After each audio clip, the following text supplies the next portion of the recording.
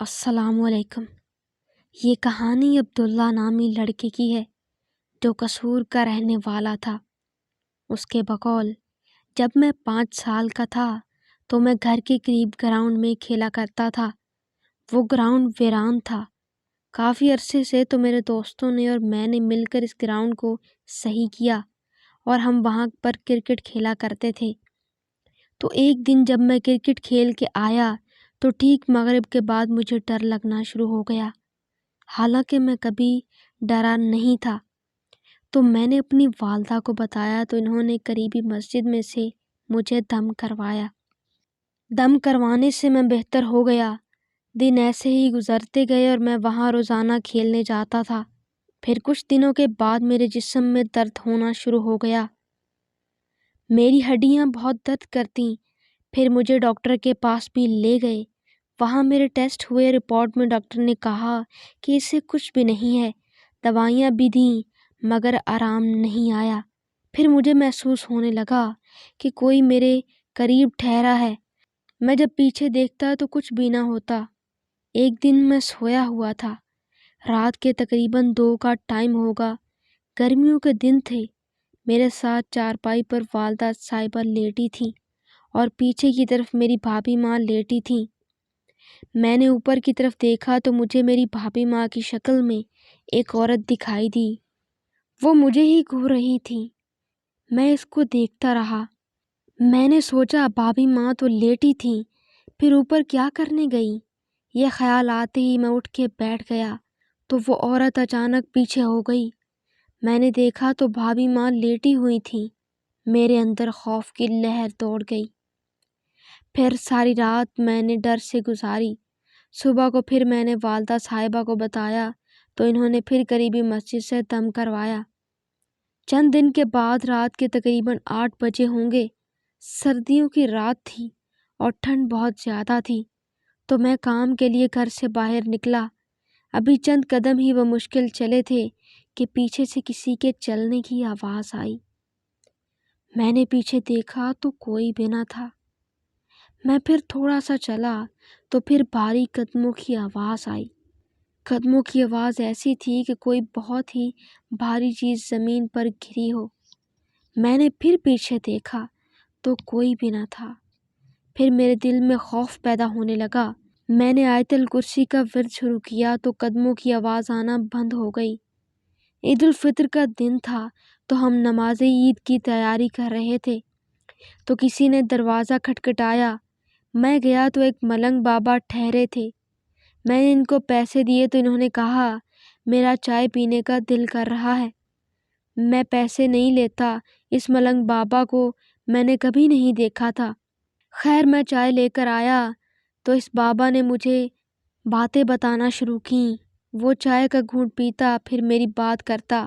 آخر میں جب اس بابے نے چائے پی لی تو اس نے کہا بیٹا دنیا زور لگائے گی تجھے ذلیل کرنے کے لیے پر کچھ کر نہ سکے گی۔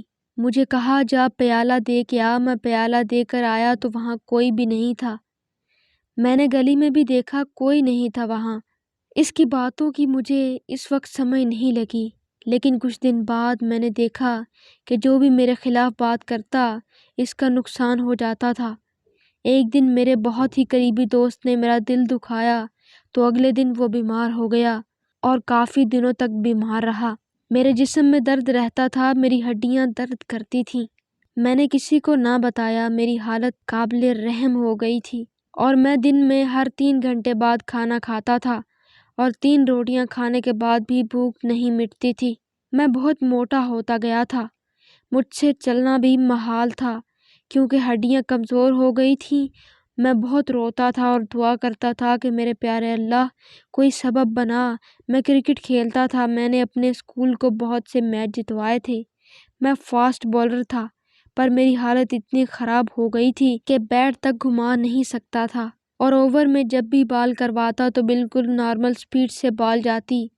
میں بہت پریشان تھا کہ یہ کیا بن گیا ہے میرے ساتھ۔ ہمارا جو پرانا گھر تھا وہاں پر جن رہتے تھے۔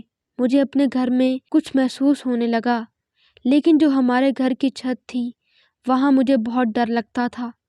میں چھت پر جانے سے بھی ڈرتا تھا اور مجھے وہاں پر خوف بھی بہت آتا تھا، مطلب جن ہمارے گھر کی چھت پر رہتے تھے۔ پھر ہم لوگوں نے کرائے کا مکان لیا۔ وہ گھر ذرا ویرانے میں تھا، وہاں پر 2 یا 3 گھر اور مکان تھے۔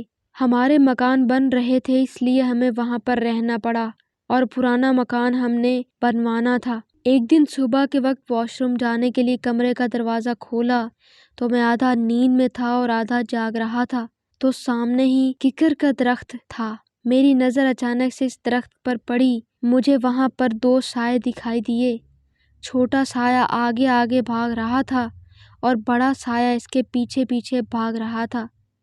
اس کی نظر جیسے ہی مجھ پر پڑی، وہ چھوٹا سایہ بھاگتا ہوا رکا اور واپس ککر کے درخت کے پاس آیا اور آنکھوں سے اوجھل ہو گیا، اور بڑا سایہ بھی اس کے پیچھے تھا، وہ بھی درخت کے پاس آیا اور غائب ہو گیا۔ میں اپنے ابو کے ساتھ والی چارپائی پر بھی نہیں سو سکتا تھا۔ سردیوں کے دن تھے اور گھر پر مہمان آئے تھے، تو مجھے ابو کے روم میں سونا پڑا۔ رات کے تقریباً 3 کا ٹائم ہوگا جب مجھے اچانک سے ایک ہاتھ دکھائی دیا۔ اس ہاتھ کے اوپر کھال نہیں تھی۔ میری اچانک سے پھر آنکھ کھل گئی اور میں خوف کی وجہ سے ساری رات سو نہیں سکا۔ میرے ابو جان کو بھی جن تھے، پر ان کو کبھی بھی کچھ نہیں کہا۔ مجھے وہ بہت تنگ کرتے تھے۔ آپ لوگوں کو ایک اور بات بتاتا چلوں کہ ہمارے گھر میں ایک چارپائی تھی، سرخ رنگ کی، اس پر کوئی نہیں سو سکتا تھا۔ ایک دن میں سو گیا، اس پر آدھی رات کا ٹائم ہوگا، کسی نے میرے پاؤں کو چھوا، میری آنکھ کھل گئی، دیکھا کچھ بھی نہیں تھا۔ پھر میں سو گیا، پھر مجھے کسی بچے کے ہاتھ محسوس ہوئے، پھر میری آنکھ کھل گئی، دیکھا کوئی بھی نہیں تھا۔ ساری رات میری اسی طرح گزر گئی۔ جب بھی میری آنکھ لگتی تو کوئی چیز میرے پاؤں کو چھوتی اور میری آنکھ کھل جاتی، یا پھر بچوں کے ہاتھ محسوس ہوتے۔ میں قرآن پاک کی تلاوت نہیں کر سکتا تھا۔ میں جیسے ہی قرآن پاک کی تلاوت شروع کرتا تو میرے اندر بے چینی شروع ہو جاتی تھی اور پیٹ میں درد ہونا شروع ہو جاتا تھا۔ کئی بار سوچا خودکشی کر لوں، پر میں نے خود پر کنٹرول کیے رکھا۔ میرے 12ویں کلاس کے بورڈ کے پیپر تھے، مگر میری حالت بہت خراب تھی۔ میرا جسم درد کرتا تھا اور ہاتھ کانپتے تھے، چلا بھی نہیں جاتا تھا۔ میرے اندر اتنی ہمت بھی نہیں تھی کہ میں سینٹر تک چل کے جاؤں، بہت مشکل سے قدم اٹھا پاتا تھا۔ پھر ایک دن ابو کسی عامل کو لے کر آئے، انہوں نے میرے ماتھے پر ہاتھ رکھا اور ایک چھری منگوائی۔ چھری انہوں نے اپنے ہاتھ میں پکڑ لی۔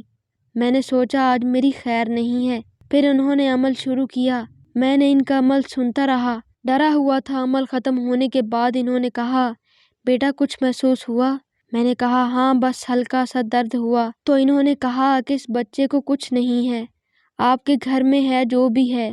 خیر وہ مطمئن نہیں کر سکا۔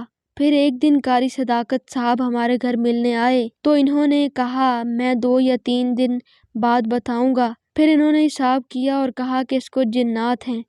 انہوں نے پھر میرا علاج شروع کیا۔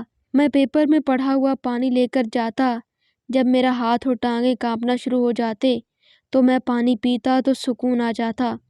اسی طرح میں نے بورڈ کے پیپر دیے۔ پھر مجھے کچھ عمل بھی بتائے، وہ جب بھی میں کرتا تو عورتوں کی آوازیں آتی، وہ مجھے گالیاں دیتی۔